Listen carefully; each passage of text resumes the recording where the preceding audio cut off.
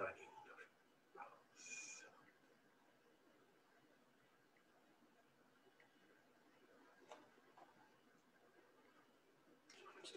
Oui, j'arrive.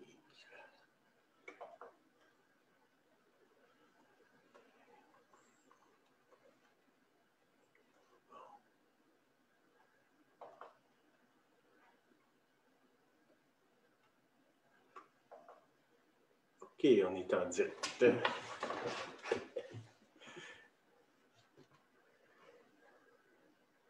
Allô, Nathalie. Nathalie, Caroline. Caroline. Bonsoir, François.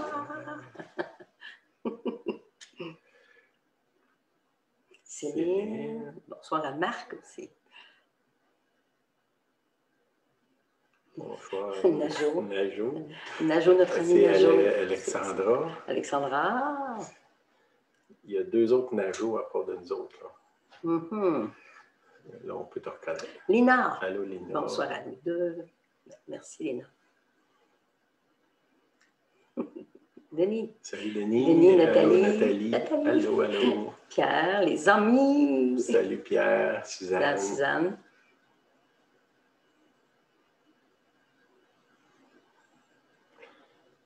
Hola, Hugo. Hugo, Vicky, Angeles. Hola, saludos. Marcel. Allô, Marcel.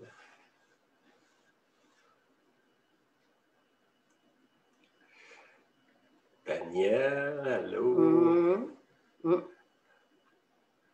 Daniel Bouchard.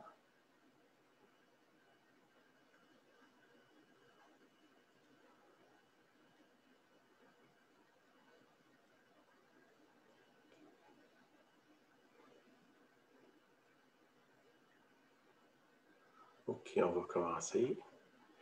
Bienvenue à tout le monde. Bonsoir tout le monde. Oui. André, salut. Salut André. Jacinthe aussi. Miwi. OK, Miwi. Ben oui, on va parler de Miwi. OK, cette semaine, il y a eu des événements, là, en particulier aux États-Unis. Là. Puis j'ai envie de vous dire que le gros événement, c'est pas une gang de cinglés qui est rentrée dans le Parlement. Là. C'est les grands dirigeants des grandes compagnies d'informatique, Facebook, Twitter, Google, puis Amazon, qui ont décidé dans le fond, de boycotter ou de faire taire les gens qui n'avaient pas la même idée qu'eux autres, qui ne pensaient pas comme eux. Là. Ça a commencé avec Donald Trump. C'est bizarre parce qu'il laisse le chat d'Iran, puis pas le chat d'Iran, mais Ayatollah Khomeini dire qu'il veut détruire Israël, puis ils ne disent pas un mot. Puis Trump, il n'y a rien qui a incité directement à dire aux gens d'aller attaquer le Parlement. Là. Bon, je ne veux pas aller trop loin là-dedans, là, sauf que ça, c'est tout un mouvement qui est commencé ici au Canada, puis aux États-Unis, puis en Europe aussi, dans le fond, que les gens aient une pensée unique. Tout le monde pense de la même façon. Puis si tu ne penses pas comme les autres, tu es nécessairement un raciste, un extrême droite, un nazi ou sectaire ou bon. Puis, il y avait déjà ce discours-là avant cette semaine, mais cette semaine, là, les grands de la technologie ont commencé à barrer tous les gens qui n'ont pas le discours qu'eux autres veulent entendre. Ça, c'est de la censure dans un pays comme le Canada ou les États-Unis qui est supposément avoir la liberté d'expression. Ça veut dire que moi, je peux aimer le blanc, puis Julien aime le noir, puis les deux, on a le droit à notre opinion. Puis qu'est-ce que ça nous amène? Vous savez que les chrétiens, j'avais un verset qui m'est venu aujourd'hui, c'est dans Esther 3:8. Ça dit, bon, le livre d'Esther, c'est une orpheline qui est gardée par son oncle, qui est juive, mais est dans un pays, c'est-tu la Syrie ou bon, un autre pays, ont été exilés, puis finalement, elle se retrouve qu'elle devient reine. Bon, vous le lirez, là, c'est un très bon livre. Puis, mais personne ne sait qu'elle est juive. C'est comme caché, parce que même dans ce temps-là, les Juifs, c'était pas du monde aimé. Là. Puis, il y a quelqu'un qui est là, qui se met à lui, il déteste les Juifs dans ce cas-là. Puis, je vais vous lire ce qu'il dit. Là. Il va voir le roi. Lui, c'est comme un des gens qui gouvernent dans ce pays-là. Puis, il va voir le roi, puis il dit, « Il y a dans toutes les provinces, ça c'est dans Esther 3, verset 8, « Il y a dans toutes les provinces de ton royaume un peuple dispersé et à part parmi les peuples, ayant des lois différentes de celles de tous les peuples et n'observant pas les lois du roi. Il n'est pas de l'intérêt du roi de le laisser en repos si le roi le trouve bon qu'on écrive l'ordre de les faire périr. » Quand même assez radical comme déclaration. Lui, ce qu'il fait, c'est qu'il utilise, dans le fond, le pouvoir du gouvernement pour faire taire. Dans son cas, c'est littéralement assassiner tout un peuple entier. Il parle des Juifs. Il dit, ces gens-là, leur vie est construite sur un système de croyances qui est différent des autres. Ça s'applique à nous aujourd'hui. Vous savez que dans la Bible, il y a bien des choses que la Bible appelle péché, puis qu'aujourd'hui, si on dit que c'est un péché, on risque de se faire canceller de tout bord, de tout côté, si ce n'est pas emmené en prison. Mais tu sais, je ne pense pas que Dieu change d'idée avec les modes du jour. Dieu a sa pensée. Est-ce que nous autres, on doit attaquer les gens qui ne pensent pas comme nous? La réponse est absolument non. Les chrétiens, c'est un peuple qui est pacifique au travers les époques. Bon, il y a eu les croisades, mais les croisades, c'était pas des chrétiens, ces gens-là. Là. C'était certainement pas qu'ils lisaient la Bible. Là. Mais si on prend les enseignements de Jésus, Jésus il dit, si quelqu'un te frappe, tends-lui l'autre joue. Ça, c'est clair. Puis, un autre verset que j'ai, ça dit, Romains 12, 2, ça dit, ne vous conformez pas au siècle présent, mais soyez transformés par le renouvellement de l'intelligence afin de discerner ce qui est bon, agréable et parfait. OK. Il nous dit ici de ne pas se conformer au siècle présent. Ça veut dire qu'il y a toute une pensée, particulièrement à gauche dans notre monde, aussi dans l'extrême droite, là, qui veut faire taire toute forme d'opposition ou toute forme de pensée qui ne s'aligne pas avec la leur. Puis cette semaine, les grands de l'informatique se sont vraiment ligués ensemble pour faire taire tous les gens qui ne pensaient pas comme eux. Puis en particulier, il y a des dizaines de milliers de chrétiens qui se sont fait canceller leurs affaires, simplement parce qu'ils ne suivent pas le siècle présent dans la pensée. Est-ce que ça fait de nous des terroristes? La réponse est non. Je pense qu'on a le droit d'avoir notre pensée libre. Puis les gens qui ne veulent pas suivre le Seigneur, ils ont absolument le droit de vivre dans le péché. Le Seigneur leur permet ça. Dieu nous laisse libre de choisir de le suivre ou de ne pas le suivre. Puis même s'il a le pouvoir de mettre tout le monde à genoux, il ne le fait pas. Puis il ne nous demande pas de le faire non plus. C'est que le fait que quelqu'un s'oppose à mes opinions, ça ne devrait pas faire de moi quelqu'un de violent. Au contraire, ça dit aimer ceux qui vous persécutent, bénissez ceux qui vous maudissent. Tout le discours du Seigneur puis des apôtres va dans le sens de dire, même si quelqu'un te déteste puis qui te conduit à la mort, même de ne pas l'attaquer ou de devenir violent. Là. Okay? C'est que le Seigneur ne nous appelle pas à la violence. S'il y a des gens qui se disent chrétiens qui utilisent la violence, ben, dans le fond, ils ne peuvent pas appuyer ça sur les enseignements de Jésus. Puis là, qu'est-ce qui se passe? C'est que ces gens-là, ils essayent, dans le fond, de nous enlever notre droit de penser. Puis c'est Pierre qui demandait pourquoi on veut sortir de Facebook. Si vous, bon, peut-être que, je sais que plusieurs parmi vous, vous n'êtes pas trop forts en anglais, là. Moi, je suis beaucoup ce qui se passe aux États-Unis.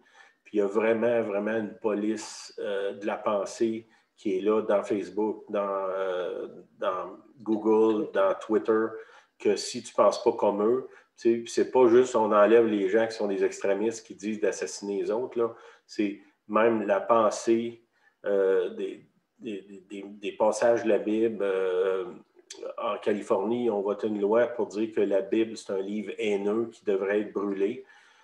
Puis la nouvelle administration américaine qui vient d'être élue, là, si vous suivez les déclarations qu'ils font, c'est assez troublant. Là. Ils parlent de nettoyage, cleansing. Hein? C'est un mot qui a été utilisé par les nazis pour faire le nettoyage ethnique des Juifs, un peu ce que je viens de vous lire dans Esther. Là. Ils ont utilisé ce mot-là contre les gens qui ne pensent pas comme eux cette semaine. Puis ça, c'est les grands dirigeants du parti, le nouveau parti qui a été élu aux États-Unis. D'autres gens qui appellent à envoyer les gens qui ne pensent pas comme eux dans des camps de réforme. Là aussi, on s'approche de la pensée nazie que si tu ne penses pas comme nous, tu mérites soit d'être éliminé ou de te faire un lavage de cerveau. C'est sûr que moi, personnellement, je ne peux pas accepter ça. Puis Facebook, ça fait quand même un bon moment là, qui filtre puis qui cancelle toutes sortes d'affaires qui ont rapport qui n'est pas en ligne avec la pensée unique là, du monde. Des choses qui sont dans la Bible, qui, eux autres, déclarent que c'est des discours haineux. Bon, puis ça fait que pour moi, puis je ne suis pas tout seul, là, je viens de lire tantôt que l'action de Twitter a perdu 5 milliards aujourd'hui. Ça fait qu'il n'y a pas juste moi qui pense que ces gens-là, ils essayent de nous contrôler la pensée. Puis il y a un mouvement qui se lève, on peut pas, on n'a pas beaucoup de moyens de s'élever contre ça, parce que mais on peut voter avec nos doigts en cancellant ces plateformes-là qui veulent censurer les chrétiens. Puis si vous étudiez aussi, faites vos recherches, là. Je ne peux pas faire toutes les recherches pour vous. Dans plusieurs pays, en Chine, en Angleterre actuellement, si tu veux prêcher dans la rue, tu vas te faire emprisonner. Mais si tu es dans une autre religion d'extrémistes, que tu peux faire n'importe quoi et ils ne disent rien, des chrétiens qui se font enfermer parce qu'ils prêchent, qui témoignent, qui passent des pamphlets, ça c'est en Angleterre. En Chine, ben, ils brûlent les églises, ils emprisonnent les pasteurs, ils les envoient dans des écoles de réforme. Ça, puis dans l'islam, presque l'islam au complet a presque éradié complètement les chrétiens depuis une quinzaine d'années dans tout ce territoire-là. De penser que nous, on vit sur une autre planète, puis que ça ne nous arrivera pas, je pense que c'est naïf. Là, on a peut-être des choses qu'on peut faire pour faire connaître notre opposition à toute cette police-là de la pensée. Puis une des choses pour moi, ça va être de canceller Facebook, puis d'autres Twitter, ce genre de choses-là. Je ne le ferai pas immédiatement là, parce qu'il y a quand même du monde qui nous suit. J'ai 2, 3 options. Là, probablement à partir de la semaine prochaine, on va diffuser sur Facebook. Ce que si vous regardez dans la page Facebook Najo, j'ai mis le lien où est-ce qu'on est. Si vous allez dans Facebook, dans YouTube, je veux dire, excusez-moi, YouTube, Sylvain Gauthier, vous allez nous trouver, on est là, il y a les mêmes vidéos que là. On pourrait diffuser en direct. Possiblement, ça va être la semaine prochaine, simplement suivre là, les conseils. Je ne fermerai pas la page Facebook immédiatement, mais c'est imminent que ça va se fermer. On est en transition. Je suis en train de regarder aussi une autre option peut-être d'avoir ce qu'on dirait un poste de TV là, qui nous appartient, là, qui serait sur Internet. Ça se fait comme ça, on héberge nos propres affaires parce que YouTube, ça appartient à Google, puis Google est dans la police de la pensée aussi. Là. C'est que probablement qu'on ne pourra pas rester longtemps sur cette plateforme-là. Comme je vous dis, je suis en train d'explorer d'autres choses. Mais oui, c'est une alternative à Facebook. Ils n'ont pas de police de la pensée dans les affaires. C'est sûr que si quelqu'un appelle à l'assassinat d'un autre, ils vont le déclarer à la police. Là. Mais ils ne lisent pas tous les posts pour essayer de dire ben ça ne va pas avec notre pensée. Les gens sont libres. C'est qu'il y a une liberté là qu'il n'y a plus dans Facebook. Pour filtrer. Ça fait que ça, c'est quelque chose qu'on va faire. Puis peut-être qu'on va ouvrir On a déjà un site, mais on ne peut pas publier en direct dessus. Il faut que je parle avec la personne qui nous héberge, là, qui est là, je pense, en ligne, qui se reconnaît. OK. Ça fait que ça, c'est... Je pense que je vais arrêter là parce que ce n'est pas moi qui amène le message ce soir, ça va être Julienne. Je vais vous tenir au courant là, des développements. Je suis en train de vérifier pour trouver d'autres choses. Peut-être j'ai pensé de m'associer avec peut-être d'autres petites églises pour avoir une page ou un site où est-ce qu'on peut diffuser en direct qui serait comme semblable à un poste de TV, là, comme d'autres ont. Là. À ce moment-là, on aurait nos propres affaires, puis personne ne viendrait nous dire quoi faire. Bon, je pense que si vous nous suivez depuis longtemps, je ne pense pas qu'on on a un discours extrémiste là, de violence. Je ne me souviens pas si c'est déjà arrivé que j'ai appelé des gens à la violence. Là. Il me semble que non. Julienne est là, elle me suit, elle prend des notes tout le temps. Là. Je ne pense pas que c'est arrivé déjà. Là.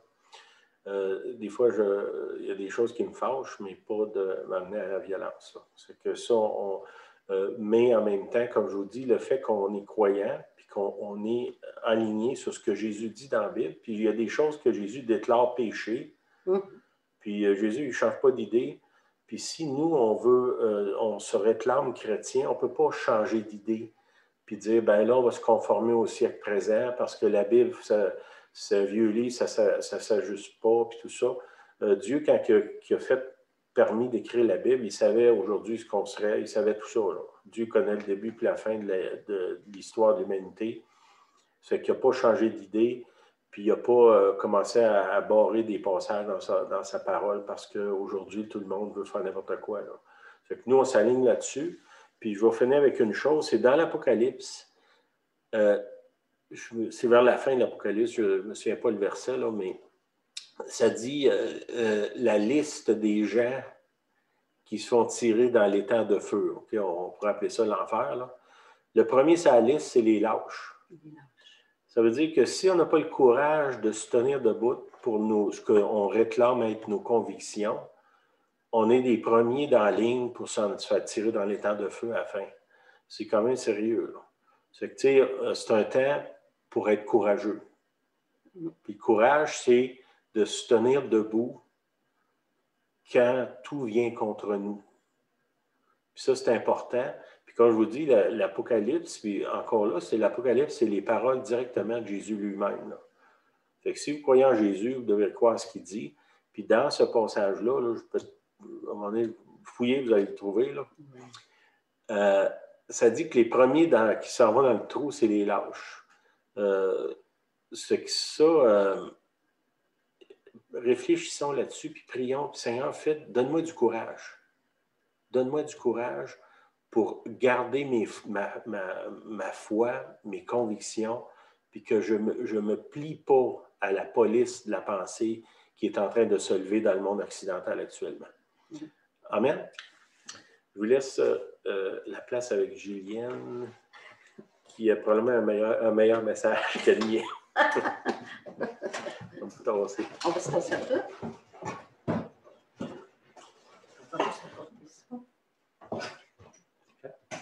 Je vais parler du Bonsoir tout le monde. Si vous regardez derrière, on voit un volcan. C'est bon, je vais le tasser un peu.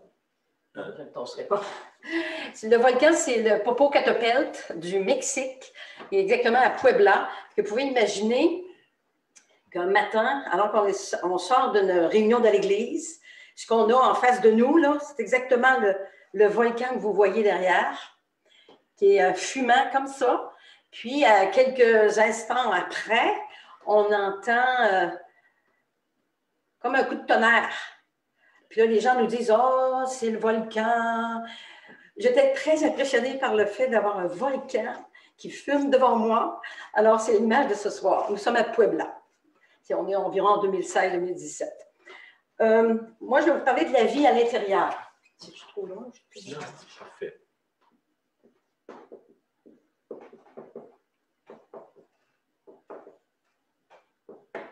Bon, vous savez que j'ai toujours mes trois parties, là. Je ne reviendrai pas là-dessus. J'ai souvent parlé là-dessus. Premièrement, c'est les changements. Après ça, on est dans la transition. Ensuite, c'est le magnifique. Mais je ne reviendrai pas là-dessus. Je vais m'en tenir à la transition ici. Ceux qui nous suivent, Le 30 novembre, on a déjà parlé du transition, on a déjà parlé, chaque fois que j'arrive avec le message, ça parle de la transition. Aujourd'hui, qu'est-ce que j'apporte là-dessus? J'ajoute, donc, dans ma transition, j'ajoute toujours à chaque fois le dernier message qui date du 30 novembre, on va ajouter aujourd'hui. Au mois de décembre, j'avais une image qui m'est venue. C'est un cœur. Je vais effacer un petit peu. Facile. Donc, dans ma transition dans laquelle on est maintenant, j'ai vu un cœur, puis c'est à peu près comme ça. Je ne sais pas si vous voyez bien. Non, on ne voit pas. Approche-le. Je suis trop loin. Non. On va s'approcher. Attention, le tapis. Donc, le tapis, c'est là.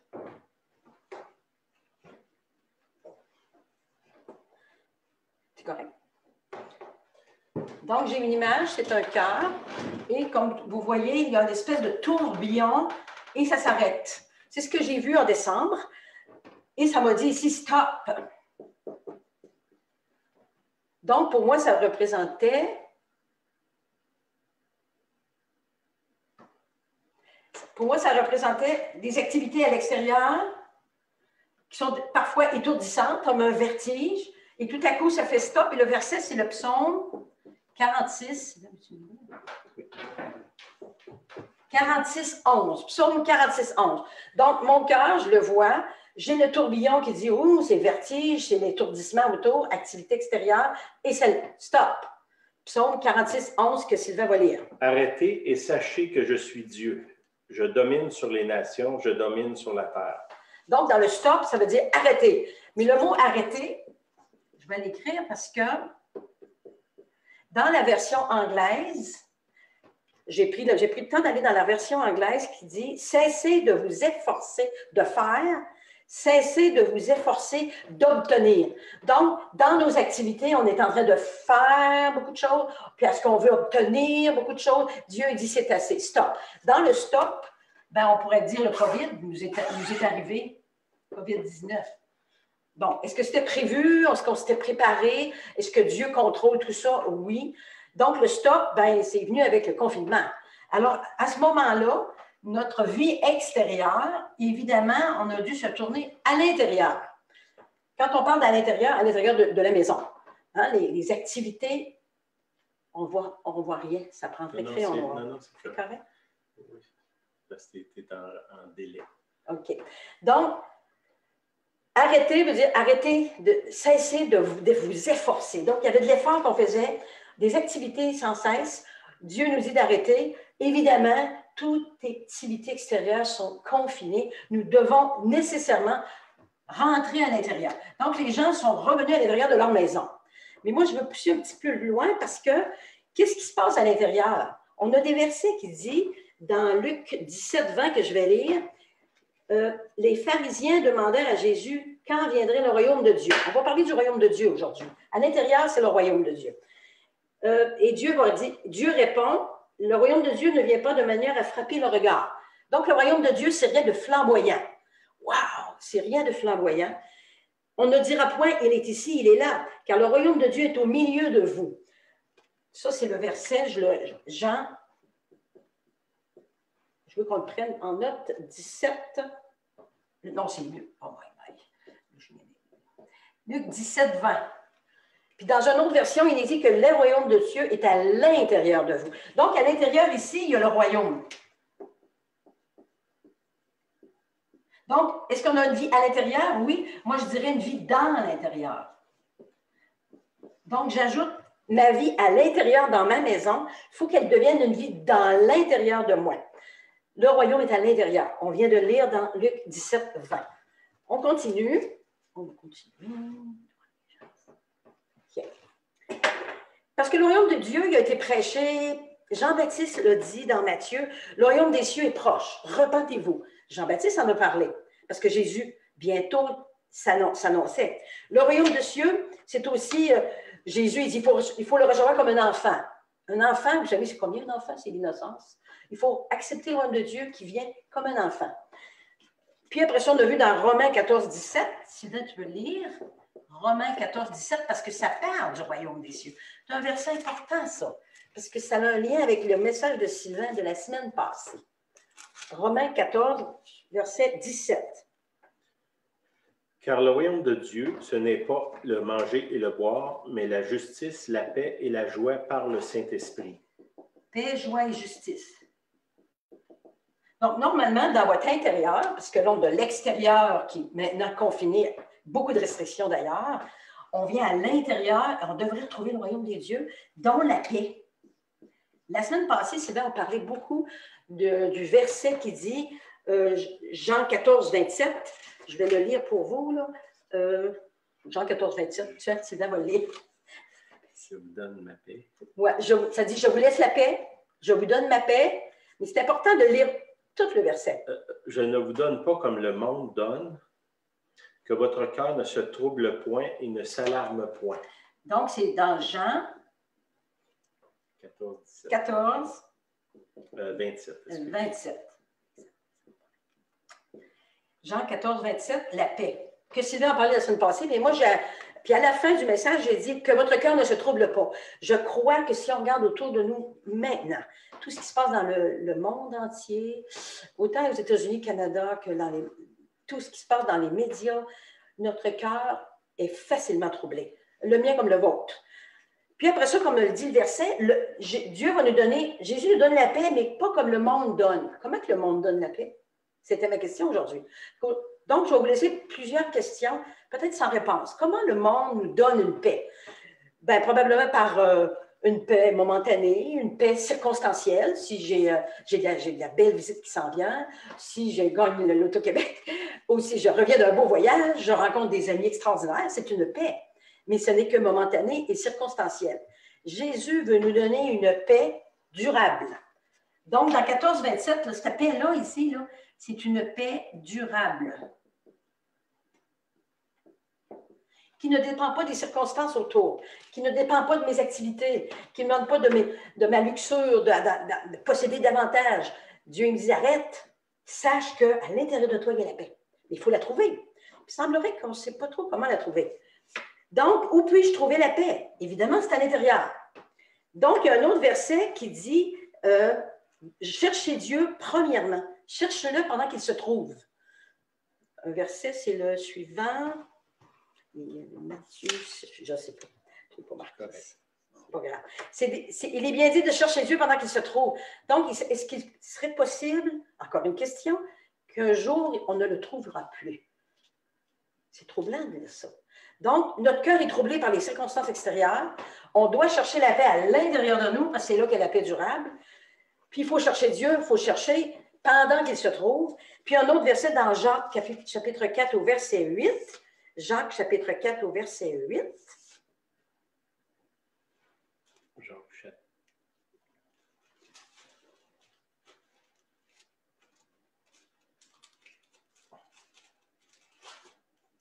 4, 8, tu dis? Oui, Jacques, chapitre 4, au verset 8. Approchez-vous de Dieu et il s'approchera de vous. Ah, donc il faut s'approcher de lui pour qu'il s'approche de nous. C'est intéressant, mais comment on fait pour s'approcher de lui? Vous allez dire, oh, je lis plus, je prie, c'est pas de ça que je parle. On est en train de dire, arrêtez, là. Arrêtez de faire les efforts, d'essayer d'obtenir quelque chose. On doit s'arrêter, trouver la petite paix. Je continue. Donc, je vais revenir à la crèche. Vous savez que Jésus est venu, on vient de célébrer Noël en décembre passé. Puis un ange, Sylvain l'a dit l'autre semaine d'ailleurs, l'ange est venu pour annoncer une grande joie. On est dans Luc chapitre 2, verset 1. Un ange est venu annoncer au berger une grande joie, au royaume des dieux. Grande joie. Ici. Après ça, il y a toute une multitude d'anges qui vont se joindre à l'ange, que là, il va dire, gloire à Dieu et paix sur la terre. Ils vont annoncer la paix. Les anges, dans le ciel, annoncent la joie et la paix. Ils n'ont pas parlé de justice, mais c'est sûr que ça va avec ça. Donc, le royaume des cieux est annoncé et révélé à partir des anges sur la terre. Puis comme Sylvain a dit, la terre, c'est nous, on est fait de poussière. Donc, il annonce la paix, la joie, la justice sur la terre. Si on regarde autour de nous, bien, Jésus, il n'a pas amené la paix, mais il y a bien plus de troubles que d'autres choses. Nous, les chrétiens, on vit autant le trouble que la perte de la joie, que la paix momentanée, que la perte circonstancielle. Donc, il y a quelque chose qui doit changer chez nous, à l'intérieur de nous. On continue. Donc, ensuite, qu'est-ce qu'on voit? Que les rois mages sont venus de l'Orient, ils ont été guidés par une étoile, puis ils sont venus pour adorer le roi des Juifs. Jésus, le roi des Juifs, aucun problème avec ça. C'est révélé. Il en parle déjà. Matthieu, chapitre 2, verset 2. Mais où ils se dirigent? Ils vont vers le roi Hérode. Et pourquoi? Parce que si c'est le roi des Juifs qui doit naître, il doit sûrement être d'un palais, il doit sûrement être d'un château, puis il doit avoir apporté avec lui des trésors, parce que chaque roi avait des trésors, le trésor du roi, le trésor caché, pour s'apercevoir qu'il n'est pas ni dans un château, ni dans un palais, il est dans une crèche. Donc, on va dessiner une petite crèche ici, là, c'est très sommaire. Là. Jésus est là, couché dans une crèche. Ils ont dû être étonnés de voir le grand roi des Juifs, qui a été annoncé depuis de nombreuses années, couché là dans une crèche, dans une étable. La place la plus humble qu'on peut voir. Donc, première leçon à recevoir, quand Jésus est venu, il est venu dans l'humilité. C'est la première chose qui est venue. Donc, si on accepte Jésus dans notre cœur, premièrement, il nous rencontre dans notre crèche, dans l'humilité. Parce que la plupart vont dire, mais non. L'humilité, c'est la place que Jésus nous rencontre, premièrement. Mais il est un roi. N'oubliez pas qu'il demeure un roi. Puis pour lui, la crèche, le roi, pour lui, la crèche, c'était probablement son château. Donc, à l'intérieur de nous, le roi, qui est venu dans son humilité, il est à l'intérieur de nous, mais c'est un château. On appelle ça le château intérieur. Le château intérieur. Et dans ce château-là, évidemment, il y a des trésors cachés. Tu sais, il y a un verset qui dit « Là où est ton trésor, là est ton cœur. » Il est important d'aller trouver le trésor qui est dans le cœur. Donc, Jésus, le roi, première leçon, humilité, dans notre intérieur, on appelle ça le château intérieur. On continue. Mais on voit qu'il n'y aura pas de place pour lui. C'est pour ça qu'il est allé dans l'étable. Il n'y avait pas de place. Donc, si je marque le mot place, je ne sais pas si vous me suivez, là, il n'y a pas de place. Est-ce que c'est nous, ça? La question que je me pose, est-ce qu'on lui a laissé de la place? C'est troublant parce que peut-être qu'il n'y a pas de place beaucoup.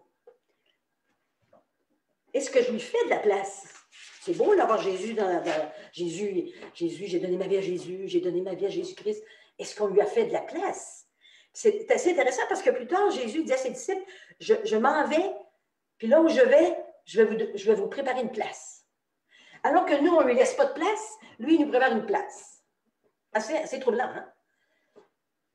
On continue. Donc, si le Jésus bébé dans la crèche, est-ce qu'on est capable de suivre Jésus et lui faire de la place? Ça veut dire que, là, je vais effacer, là, c'est plus des barbeaux, hein, comme vous pouvez voir. Je reviens dans le cœur. Donc, Jésus était dans notre crèche, OK? Puis, est-ce qu'on va grandir avec Jésus? C'est-à-dire qu'on va lui faire de la place. Puis, il y a un verset qui nous dit que Jésus, quand il a grandi, il a dit quelque chose dans Luc 2, au verset 52. On voit que Jésus, il a eu une vie cachée. Parce que ce n'était pas encore son temps. Mais la vie cachée est aussi importante que la vie publique. Il y a une vie cachée. Luc, chapitre 2, verset 52. Et Jésus croissait en sagesse et en stature et en grâce devant Dieu et devant les hommes. Donc, Jésus a grandi. Il n'est pas resté un bébé, il a grandi. Est-ce que nous, on a grandi? Donc, je vais parler de grandir. En lui laissant de la place, effectivement, on va commencer à le suivre. C'est ça qu'il nous dit. Je suis le chemin, suivez-le, suivez-moi. Donc, on va grandir en sagesse devant Dieu, devant les hommes, avec grâce. C'est ma question, c'est est-ce qu'on en est rendu là? Est-ce que mon petit Jésus, là, dans ma crèche, là, mon roi qui est venu habiter, est-ce que j'ai grandi avec lui? C'est une question, ça. Parce que Jésus nous apprend à vivre, est-ce que j'ai grandi pour en venir jusqu'à la croix? Est-ce qu'on a continué notre marche pour en venir jusqu'à la croix? Ça aussi, c'est une question qu'on faut se poser. Parce que c'est beau avoir la sagesse devant Dieu, devant les hommes, une vie cachée, mais une vie publique, elle a commencé à être plus difficile. Il a été aimé, il a été haï, il a été trahi. qui a été mis à mort. C'est ça, là, grandir avec Jésus, marcher dans ce chemin. Ça aussi, c'est une question. Est-ce que je l'ai suivi jusqu'à la croix? Parce qu'il y a une mort. Là, à la croix, qu'est-ce qu'il y a? Il y a bien la mort. La mort à soi-même. Je ne suis pas morte, je suis couchée dans un cercueil, là, mais il y a une mort à moi-même qui doit venir. Pour mieux vivre pour Jésus, je dois mourir. Mort à soi. OK? On continue? Donc, quand on parle de mort, je parle plutôt d'abandon, abandon de sa volonté. L'abandon, elle se fait seulement à la croix. Je peux dire que Jésus est mis dans mon cœur. Oh oui, j'ai abandonné ma vie, j'ai donné toute ma vie. On doit faire le processus jusqu'à la croix, c'est là qu'il se fait l'abandon. Non ma volonté, mais la tienne. Jésus a dit ça dans Gethsémani. On continue. Parce qu'après la mort, il y a la vie, la résurrection. Donc, une fois que j'ai mort à ma volonté, j'ai abandonné ma volonté, je vais marcher en nouveauté de vie. Puis là, c'est là que le Saint-Esprit va venir faire une œuvre en moi. Là. Il va m'aider à marcher la nouvelle vie, toujours avec Jésus-Christ. C'est ça que le Saint-Esprit vient. Jésus est parti au ciel, il est parti. Il dit, je vais vous envoyer un consolateur, il va vous aider, vous diriger, vous consoler, vous rappeler chaque chose. Donc, avec le Saint-Esprit, on a cette nouvelle vie, ce qu'on appelle une vie spirituelle. Avez-vous une vie spirituelle? C'est une vie à l'intérieur de vous. Ce n'est pas du tout à l'extérieur. Donc, nous avons une vie à l'intérieur. Paul, il nous le dit, ce n'est plus moi qui vis, c'est Christ qui vit en moi. Paul le dit. Nous avons une vie à l'intérieur, oui, qui est aussi importante que la vie à l'extérieur. Dans Colossiens chapitre 3, verset 3, Sylvia va le dire, Colossiens chapitre 3, au verset 3. Colossiens chapitre 3. Car vous êtes morts et votre vie est cachée avec Christ en Dieu. Quand Christ, votre vie, paraîtra, alors vous paraîtrez aussi avec lui dans la gloire. Donc, cette vie que j'ai, elle est cachée en Jésus-Christ. Elle n'est pas ailleurs. Elle est cachée, puis au temps opportun, elle se révèle avec Jésus au travers de l'Esprit. Cette vie-là doit être cachée. Mais premièrement, il faut passer par la mort, l'abandon de notre volonté. Donc, encore une question. On va effacer. Disons, c'est à vous de répondre ce que je vous questionne, c'est à vous de répondre. On va effacer un peu, on fait de la place. On fait de la place, c'est que le dire. Donc, comment atteindre? Maintenant, la question, c'est comment je fais pour atteindre ma vie? Comment je fais pour aller à l'intérieur ici? Là? On fait une flèche. Oui, j'ai une vie spirituelle. Je sais que Jésus est mon sauveur, mon Seigneur. Il y a le Saint-Esprit. Je suis animée de l'Esprit. Mais comment je fais pour aller au profond pour trouver le royaume de Dieu qui est là? Comment atteindre? Parce que c'est là qu'est l'atmosphère. C'est là que règne le royaume. Parce que s'il y a un royaume, c'est parce qu'il y a un roi qui règne. Le royaume règne par l'Esprit Saint. On sait, paix, joie, justice par l'Esprit Saint. Donc, vous devez savoir, première chose, vous devez savoir une chose, qu'il y a une force d'attraction à l'intérieur de vous. Un peu comme la gravité. C'est quoi la gravité? Selon la physique, la gravité, si je prends un crayon, puis si je le laisse, bien, automatiquement, il va tomber au sol. Il va être attiré au centre. C'est un phénomène physique qui, le corps est attiré vers le centre de la Terre. Mais quelle est cette force ici en vous? Il y a une force ici. Là. Quelle est cette force qui nous attire? Quelle est cette force qui nous attire vers notre centre? Évidemment, il faut en être conscient, premièrement, qu'il y a une vie spirituelle. Il faut un petit peu arrêter notre vie extérieure. Il faut faire un arrêt, commencer à regarder quelle est cette force qui m'attire. Savez-vous la force qui nous attire à l'intérieur? Cette force, c'est l'amour. Si vous regardez autour de vous, autant un petit enfant qui vient de naître qu'un adulte, dans les regards, la question qui se pose sans arrêt, est-ce que tu m'aimes? On voit ça chez un jeune enfant qui regarde sa mère. Le regard dit, est-ce que tu m'aimes? Je veux être aimé. Je veux être aimé. En retour, je veux aimer. Donc, amour, ça veut dire aimer et être aimé. Je pense que ça résume à tous les conflits qu'il y a sur la Terre. On recherche l'amour, le vrai. Qu'est-ce qu'on retrouve souvent? Hypocrisie, mensonge, malheureusement. Mais il n'y a pas de paix dans le mensonge, il n'y a pas de paix dans l'hypocrisie, dans le soi-disant amour. On recherche l'amour vrai. C'est cette force-là qui nous attire en notre centre, dans notre vie spirituelle. Quelle est cette force? C'est l'amour de Dieu. Le cœur profond nous permet d'entrer en relation. Puis une fois que vous allez venir dans votre force ici, vous allez rentrer en relation avec Dieu, toujours par le Saint-Esprit. C'est beau de dire je prie, mais vraiment communiquer avec Dieu en relation avec l'Esprit, ça se fait à l'intérieur de vous. Il est nécessaire d'avoir découvert, premièrement, vous allez découvrir qu'il y a un centre, le centre de vous, tout comme il y a un centre de gravité sur la Terre, puis que le noyau de l'être, c'est là que Dieu réside. Où est Dieu? Là où il y a son royaume, là où il règne, ben c'est là qu'il est Dieu. Parce que Dieu, c'est un roi, il règne. Il règne sur nous, à notre intérieur, il apporte la paix, la joie, la justice. Une paix durable, comme j'ai dit, une joie c'est pas une joie qui, de jour, un sourire, deux sourires, je pleure, une joie profonde et une justice. On continue en disant, donc, il nous faut commencer à vivre de notre intérieur. Évidemment, le COVID nous aide beaucoup. On a confiné toutes les activités et on est rendu à être restrictif tellement qu'il y a même un couvre-feu. Alors, que vous le vouliez ou non, vous êtes pris à l'intérieur et pourquoi pas développer votre vie dans l'intérieur? Allez trouver le royaume, d'aller trouver le trésor caché. C'est un bon temps qui se prête à ça, je trouve. Moi, je trouve ça extraordinaire. Parce que Jésus, il dit que Jean 7, 38, dans Jean 7, 38,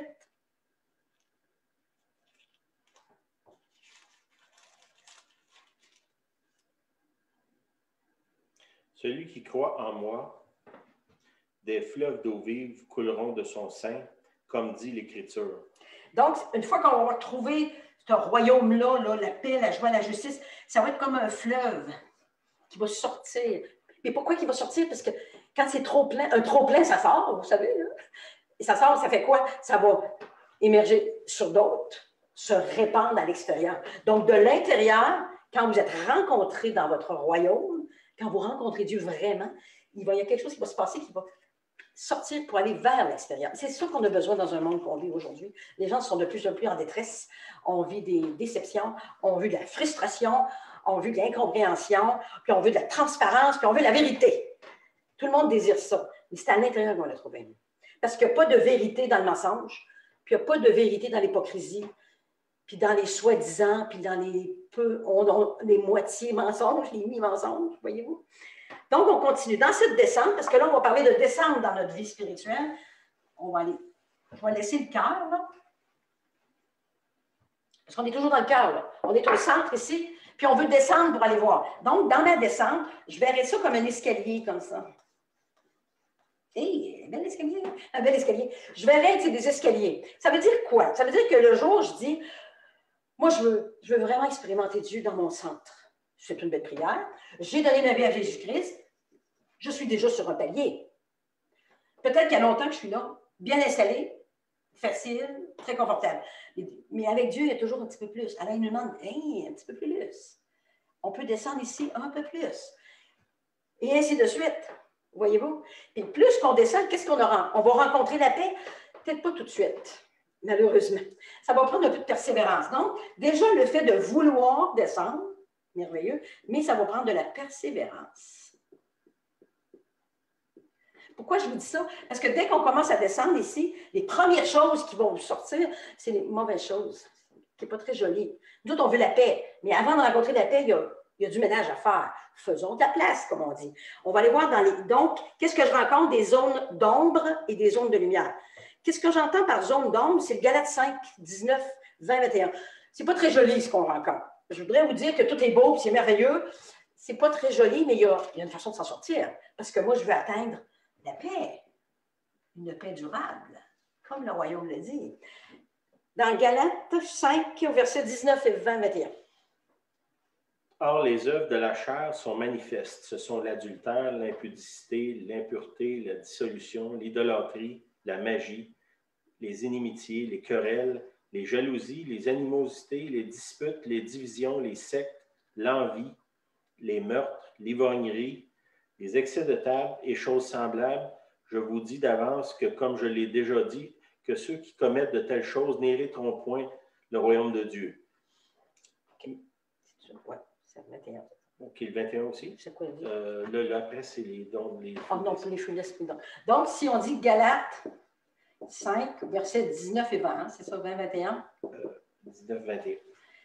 Donc, quand vous allez descendre, parce que là, on est confortable ici, là. Toute la vie va bien, je fais mon petit culte du dimanche, j'ai mes temps de prière, tout va bien, il me semble que tout va bien. Mais il y a plus. Il faut aller vraiment au centre pour aller chercher la paix parce que le cœur est troublé. Avec ce qui se passe aujourd'hui, que vous le voyez ou non, notre cœur est troublé. Donc, on va rencontrer Galates 5. Ça veut dire qu'on va rencontrer des choses très jolies.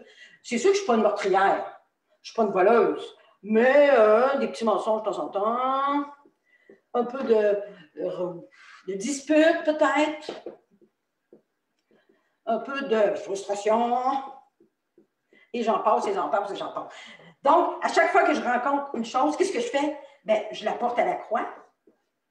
Jésus est venu libérer les captifs. C'est moi qui est captive. Ça m'empêche de descendre, d'aller saisir la paix au fond. Qu'est-ce que je fais? Dès que je m'aperçois un petit mensonge, Seigneur, je te demande pardon. Pourquoi que je prends conscience d'un mensonge? Parce qu'il y a une loi spirituelle que j'ai dit déjà, que quand je prends conscience d'une vérité, nécessairement, il y a un mouvement qui se fait. Ça veut dire que je prends conscience que, hey, c'est un mensonge.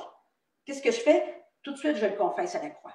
Et Jésus est là tout le temps, prêt à me pardonner et à me libérer. Donc, là, je suis bien. Mettons que j'ai commencé à faire un peu, mais c'est très sombre. Vous allez descendre, c'est très sombre. C'est des zones très sombres. C'est pas la lumière. Waouh! Non, non, non. Donc là, je deviens un peu confortable. J'ai fait un peu de ménage. Puis là, je me dis, ben, il doit y avoir plus. Hein. Oui, parce que, pourquoi il y a plus? Parce que j'ai encore le cœur troublé. Si vous avez encore le cœur troublé avec ce qui se passe, il y a toutes les raisons pour être troublé, là. Là, on se pose une question. Où est-ce qu'elle est la paix? Je l'ai perdue ou je ne l'ai pas eue? Alors là, on fait le processus d'aller un peu plus en profondeur. Et ça se continue comme ça. Puis à chaque palier, c'est pas toujours joli, mais on se débarrasse. On fait du ménage, on fait de la place pour arriver à la paix qu'on veut, une paix durable qui dépasse toute intelligence. Donc, Jésus est venu libérer les captifs. Par contre, je vous avertirais de faire attention parce qu'à un moment donné, on va être sur un palier. Peut-être vous l'êtes sur un palier, vous ne le savez même pas. Vous êtes sur un palier, puis c'est confortable. Attention, il y a confort. Du confort, bien, on devient un peu paresseux. Hein? Puis de la paresse, bien, il y a la léthargie. Puis là, on reste sur le palier parce qu'on est un peu confortable. La nature humaine est comme ça. Puis dans le confort, savez-vous ce que je vois? Je verrais comme un meuble. Puis s'il y a longtemps qu'on n'a pas fait un ménage, il y a une poussière qui s'installe. Ça fait comme de la poussière. Puis là, on n'est pas très propre. Là. Il y a quelque chose de malsain de rester stagnant. Hein? Une eau stagnante, elle va se corrompre. Ce serait un peu la même chose. Parce que l'esprit, c'est un mouvement. Alors, oui, vous avez un temps où on dit qu'on digère tout ça. On a mis Jésus, on a mis la croix dans nos vies. On demande au Saint-Esprit qui nous révèle au jour le jour, mais d'attention de rester. Ben là, je suis bien, là. Parce que moi, je me souviens de quelqu'un que j'ai eu une discussion déjà, puis on parlait de Dieu, puis on parlait de choses, il me semble, un peu plus profondes. La personne, elle m'a dit, non, non, non, là, je suis bien, dérange-moi pas. Ça m'avait troublée parce qu'on ne peut pas dire, je reste confortable, puis bouge-moi pas, puis dis-en pas trop, parce qu'on devient léthargique et paresseux et on est en danger. Parce que le Saint-Esprit, c'est un mouvement. On devient immobile, puis on devient de la poussière sur un meuble. Ça ne brille pas, la poussière, là, vous comprenez? Donc, c'est le danger qui nous guette dans notre marche, c'est de s'arrêter. Confortable. Le monde est en trouble, mais moi, je m'installe, puis je suis bien. Attention à ça. Aussi, dans cette descente, les vérités de Dieu sont purifiées. Par contre, il faut rester attaché au vérité. Donc, à mesure qu'on se nettoie, il va y avoir du ménage à faire régulièrement, mais il va falloir rester attaché. Tu sais, si on dit, oh ben là, je suis correct, là, j'arrête là, il y a du danger que ça revienne, là. Voyez-vous? On a l'ennemi de nos âmes, il est toujours là.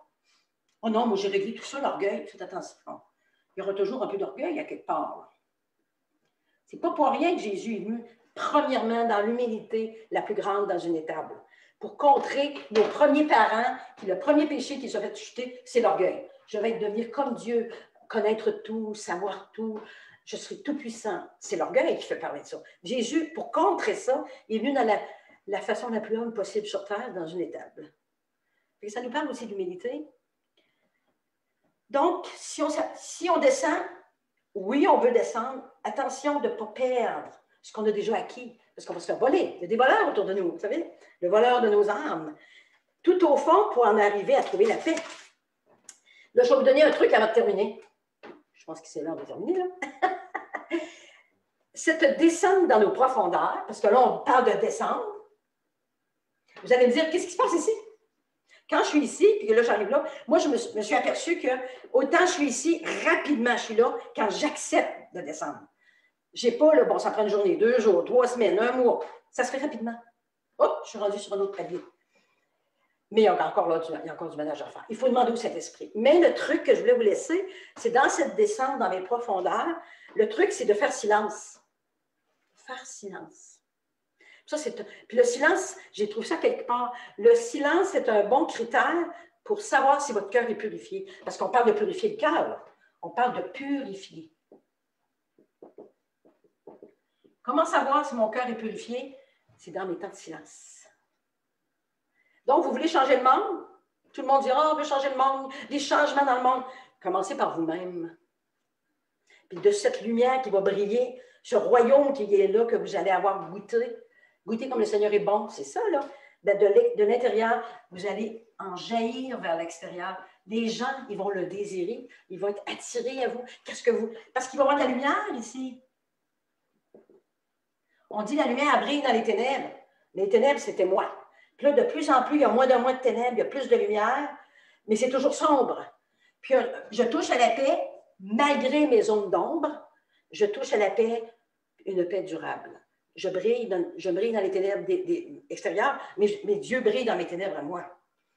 Alors, c'est tout un processus, une persévérance, jour après jour. Demandez au Saint-Esprit. Saint-Esprit, montre-moi sur quel palier je suis, puis aide-moi à passer au suivant, puis montre-moi qu'est-ce qui a changé. Il va vous le montrer, puis on va à la croix, parce que c'est pas très joli, là. C'est pas toujours joli, je vous dis. Alors, je vais vous laisser avec ça. Alors, on va prier. Seigneur, je te prie. Seigneur, je te prie pour le groupe qui est là, tous nos amis, ceux qui écoutent, ceux qui vont méditer le message. Je te remercie de choisir une part qui ne sera pas enlevée, c'est la part de Marie. Marie est en contemplation devant Jésus, alors que Marthe, elle était très active, un peu frustrée. Alors, on choisit la part de Marie, une part éternelle qui ne sera jamais enlevée. Seigneur, je te remercie que cette part active en nous et que cette partie contemplative puisse s'équilibrer afin de briller dans les ténèbres de nos vies et que tu puisses briller à l'extérieur de nous. Seigneur, je prie pour notre monde qui est en changement.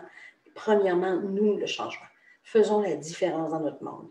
Seigneur, je te demande, pour chacun de nous, protection, paix, joie et justice dans cet esprit. Amen.